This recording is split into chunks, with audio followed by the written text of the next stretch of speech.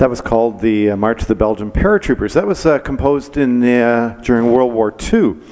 A lovely, lovely march. I've heard it at various tempos, some very, very fast, but I kind of like the tempo that we chose. It kind of sits very nicely. It's a good little toe tapper, and it's one of the best marches I've come across in many years. So I just love that particular piece. Now, when I choose a program for a concert, you see a lot of people moving back there. There's the reason for it. I try to choose something that the members would enjoy playing, something that they would recognize. Something like a medley of show tunes or Broadway, kind of thing, or marches that they have heard at some point in time. But I like to challenge them with something quite different. So my first thought was, okay, let's do something like nature sounds. The babbling brook and the birds and, the tweets here and there. And I thought, nah, that's not going to inspire me at all. We might put half the audience to sleep. Now, we have done one that's called The Gentle Rain, where I had the audience participate in doing the raindrops. That worked really well. At Christmas time, we did a piece that was African in nature. You remember that one? We certainly enjoyed that, and I heard nothing but compliments from the audience. So thank you very much if you were here at Christmas time. So I thought, how am I going to top that? So hang on to your chairs, because we have got something quite different. Now, we talk about sound. Now, we talk nature sound. You can feel the nature sound that is very pleasant, and you can hear little melodies with the birds chirping, and you can imitate the birds and a few crows as well. But I want to do something quite different. So I came across this piece, and I heard it, and I thought, oh, that's a real cool piece. It has lots of percussion in it, and I like to get the percussionists quite busy. But this one needs about 7 percussionists. You can see I got quite a crew back there. So if you look at the title, it's called The Foundry, with found percussion. So, okay, foundry. Where's the music in a foundry? Well, you probably don't hear too much. But if you listen very carefully to the sounds of a factory, that you will hear actually things that are rhythmic or things that are happening that could, that's interesting. So what we've done is we're going to feature all these percussion instruments with some found stuff. So we're going to kind of give you an idea of some of the things that we have found. We're going to start with Lisa over here on my left, your right, and she's got quite a solid collection of instruments back there. And I think she's holding them up right now. She's got quite a selection of salad bowls.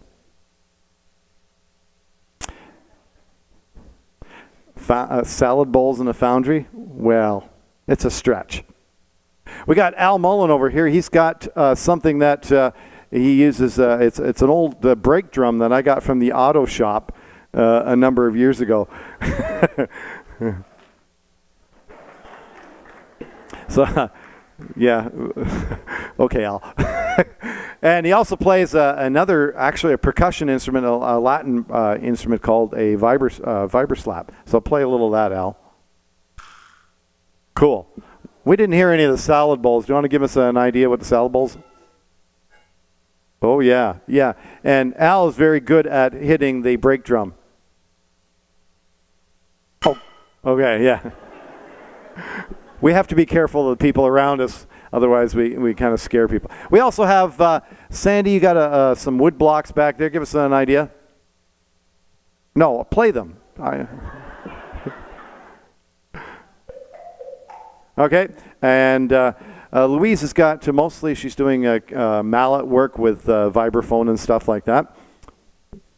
It's your turn now, Louise.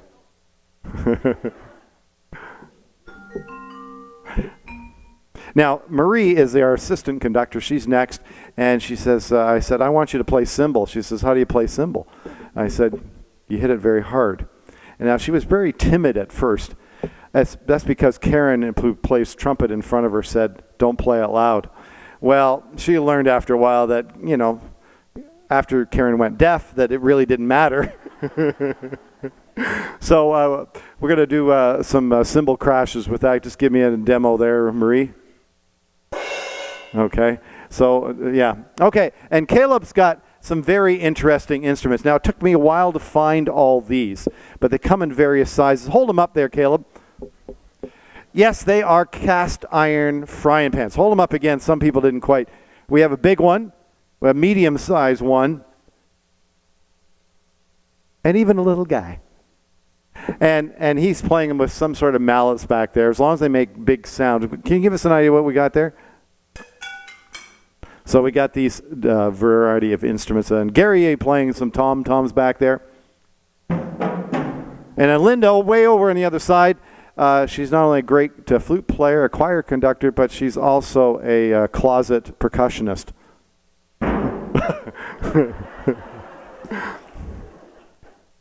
She's a wonderful technique on the bass drum. If you need a few lessons, you know who to see. Murray, you got some. What do you got? What are you playing there, Murray? Murray's got. He's got a gong that he's got some wind chimes and some cymbals. And he got some cymbals, and he's got some timpani that is going to make quite a bit of sound. Now, this is called the Foundry.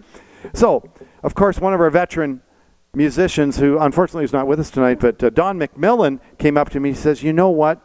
When I was a young man in the last century," he says, "I used to work at the Goderich Foundry." How many remember the Goderich Foundry?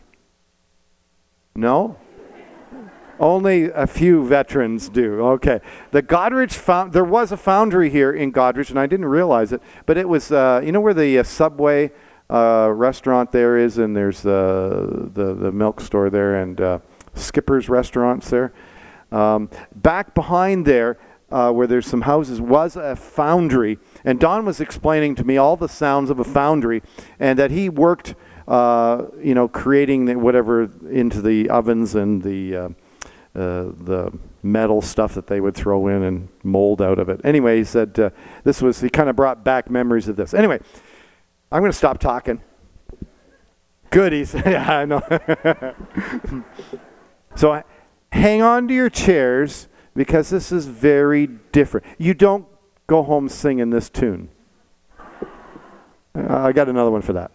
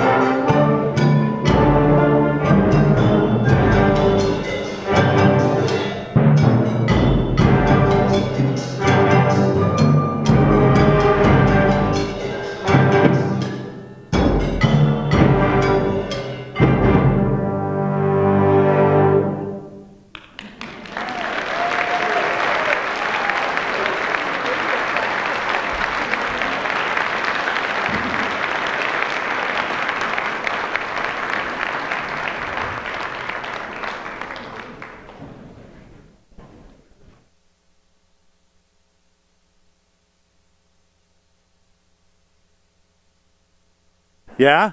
Did that make any sense? Yeah? Okay, good. Then I did my job. Now, it was so hard to try to convince them to play that piece.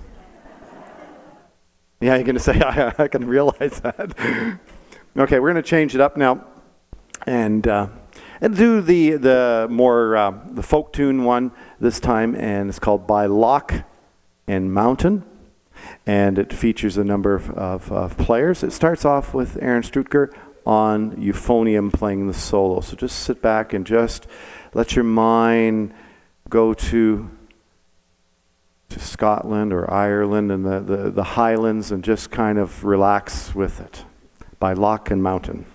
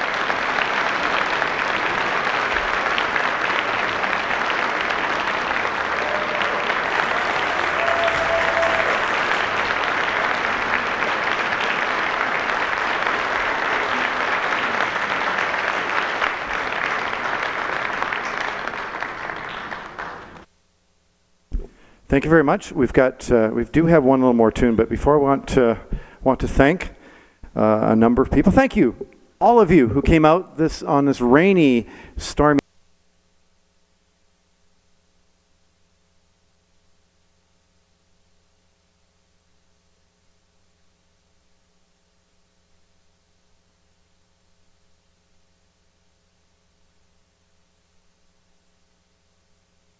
Their facilities and wonderful opportunity to play in this building.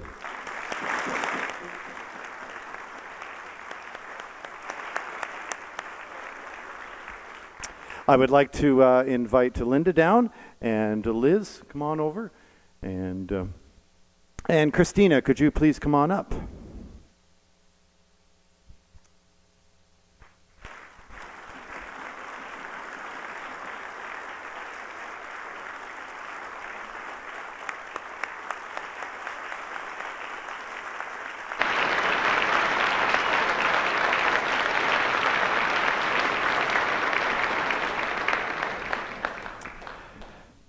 And I always like to leave a tune in somebody's ear so that you hear it all night long.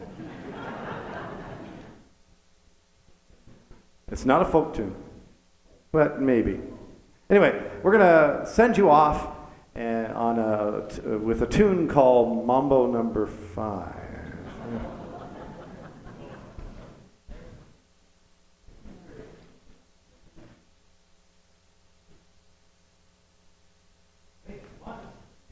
One, two, one.